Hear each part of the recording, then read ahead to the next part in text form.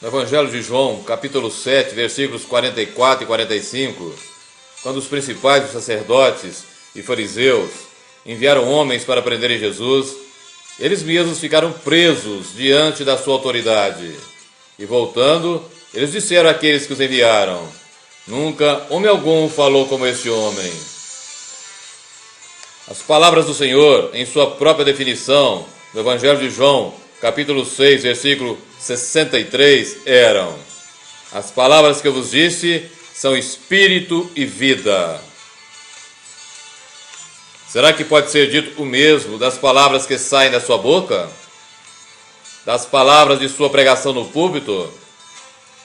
A sua pregação gera vida. As suas palavras têm realmente autoridade espiritual?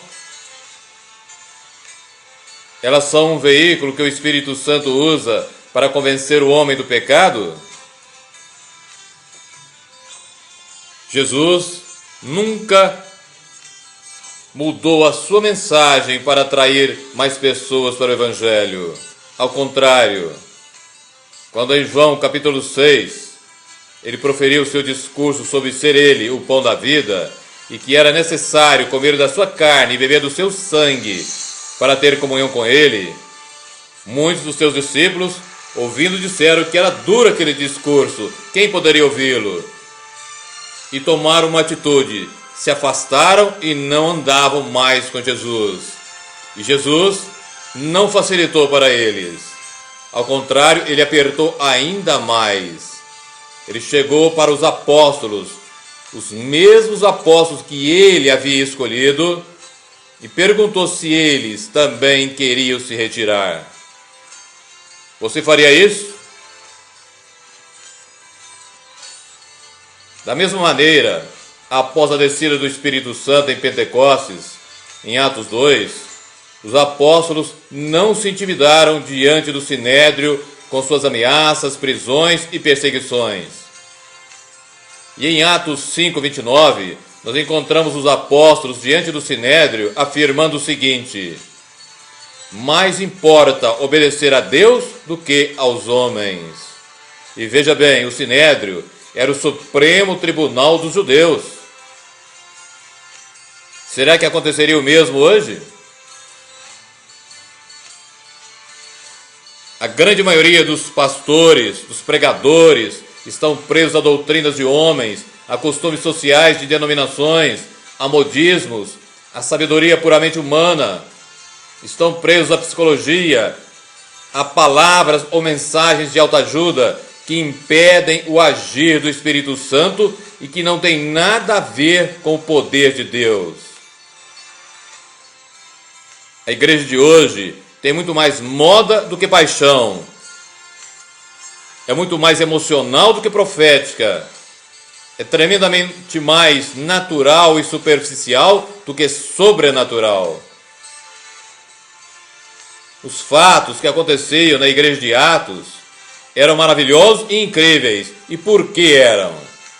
Porque ela era totalmente dirigida e controlada pelo Espírito do Senhor.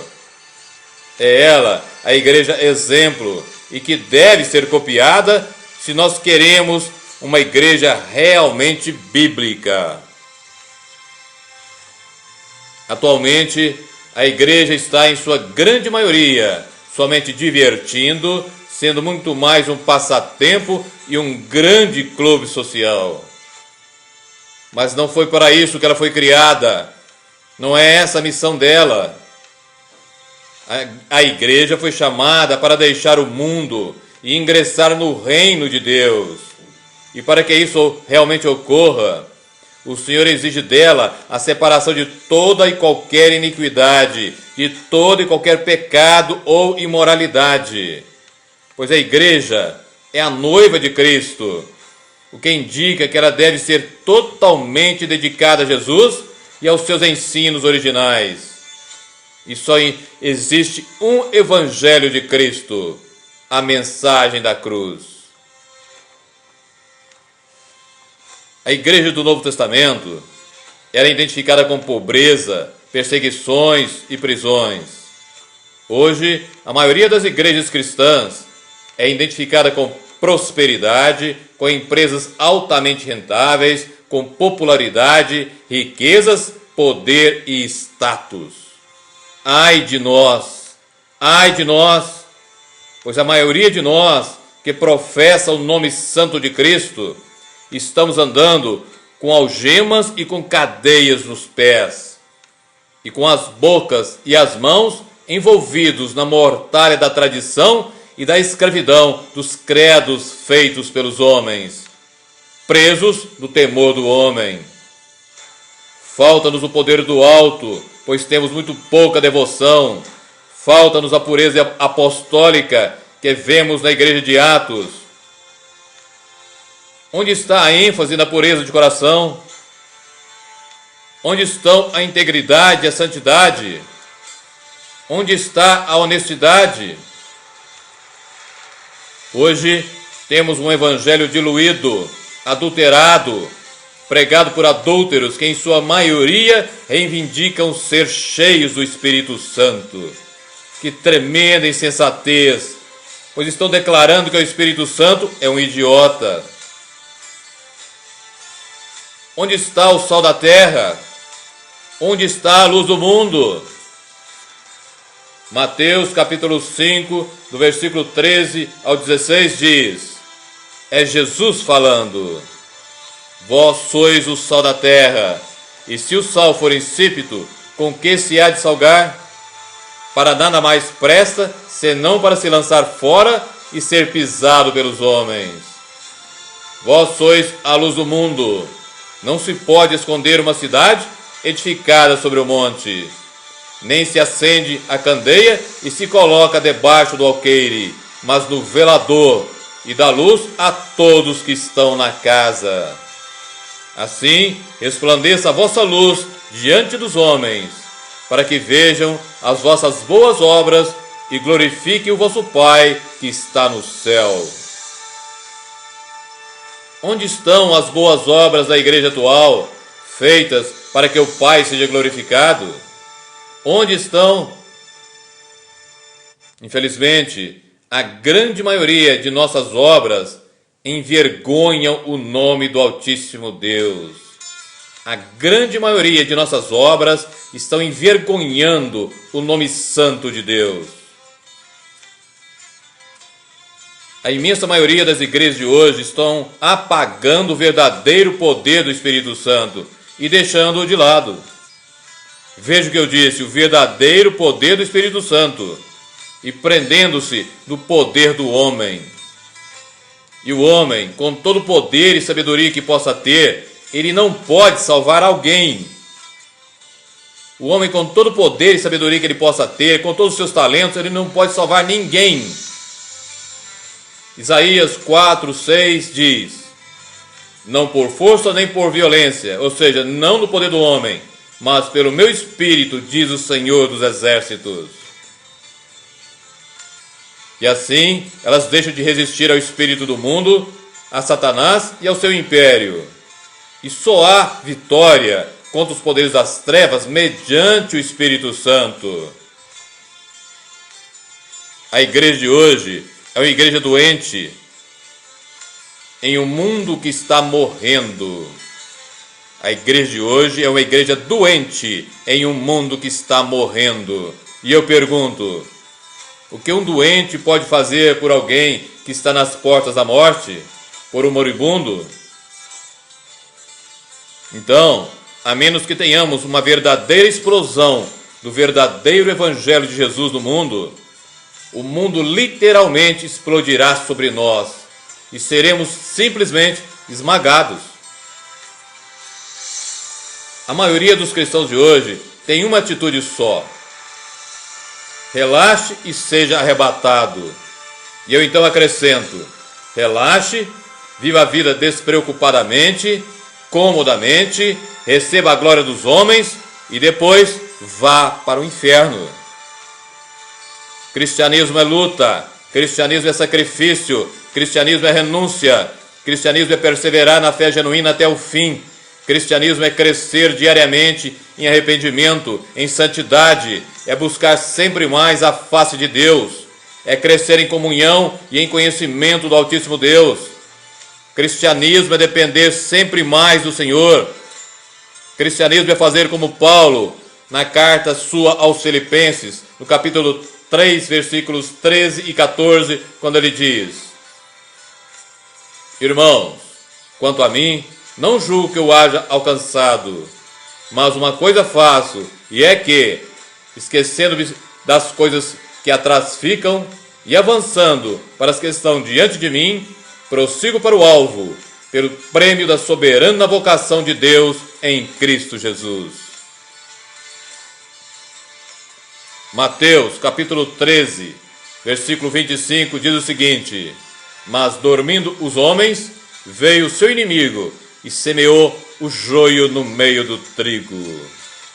Eu repito: Mas dormindo os homens, veio o seu inimigo e semeou o joio no meio do trigo.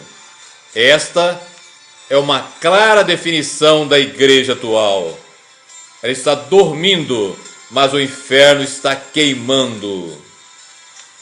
Enquanto se realizam conferências e mais conferências sobre problemas teológicos, sobre diferenças doutrinárias e outras coisas de menor importância, e não se prega o genuíno Evangelho de Cristo, milhões de homens, de almas eternas, que estão dentro e fora das igrejas, estão indo para o inferno.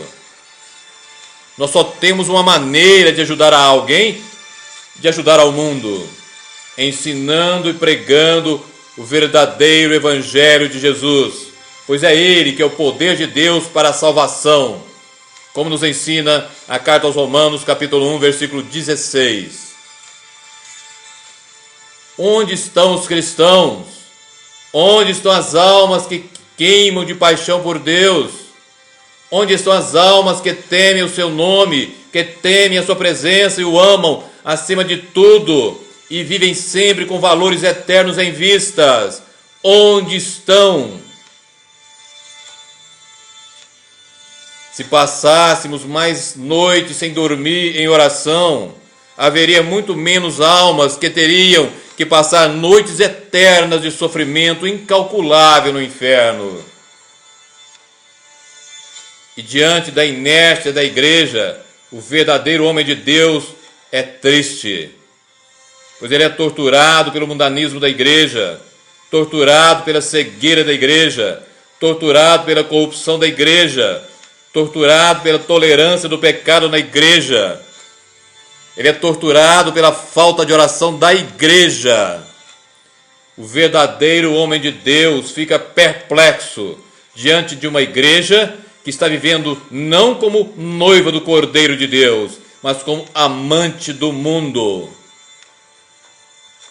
Diante da atual condição da igreja, nós só temos uma opção: ou enfrentar a ira de Deus, ou orar e clamar incessantemente por um verdadeiro avivamento espiritual, desviando-nos dos nossos maus caminhos mediante um profundo arrependimento.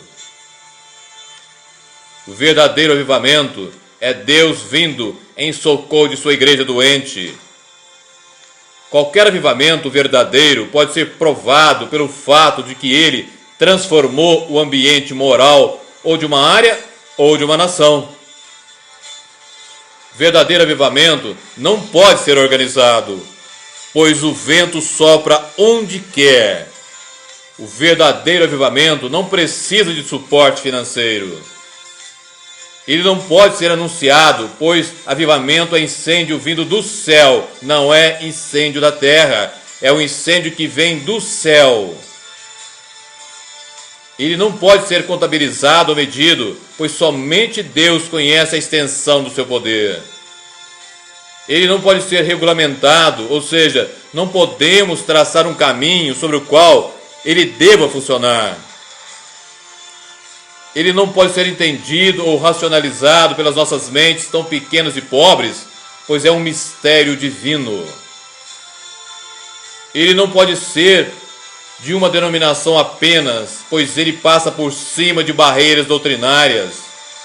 e ele também não pode ser nacionalizado.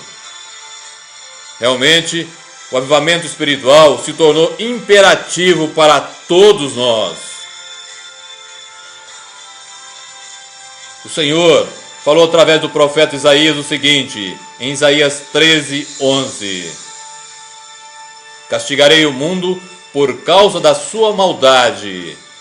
E depois, em Isaías 13, versículo 13, ele acrescenta: portanto, farei estremecer os céus, e a terra será sacudida do seu lugar por causa da ira do Senhor dos Exércitos.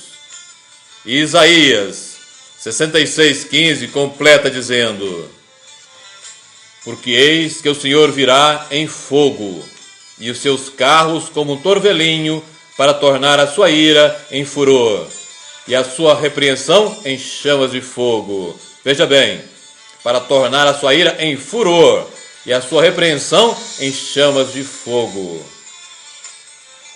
A segunda carta de Pedro, capítulo 3, versículo 10, diz o seguinte: mas o dia do Senhor virá como ladrão de noite, no qual os céus passarão com grande estrondo, e os elementos ardendo se desfarão, e a terra e as obras que nela há se queimarão.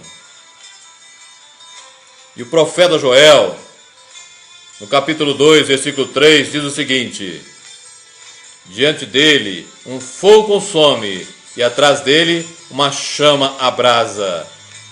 A terra diante dele é como o jardim do Éden, mas atrás dele um desolado deserto. Sim, nada lhe escapará. E Joel, no capítulo 2, versículo 10, completa dizendo: diante dele tremerá a terra, abalar-se-ão os céus, o sol e a lua se enegrecerão, e as estrelas retirarão o seu esplendor. Fique ciente disso. Preste muita atenção. Estamos caminhando para aquele período quando tudo que puder ser abalado, será abalado, a fim de que o reino que não pode ser abalado, permaneça. E para enfrentar esse terrível julgamento, o Senhor diz em Joel 2, versículos 12 e 13: ainda assim, agora mesmo, diz o Senhor, convertei-vos a mim de todo o vosso coração, e isso com jejuns e com choro e com pranto, e rasgai o vosso coração e não as vossas vestes. Rasgai o vosso coração e não as vossas vestes. Realmente, todos os povos estão para experimentar um tempo de severa humilhação.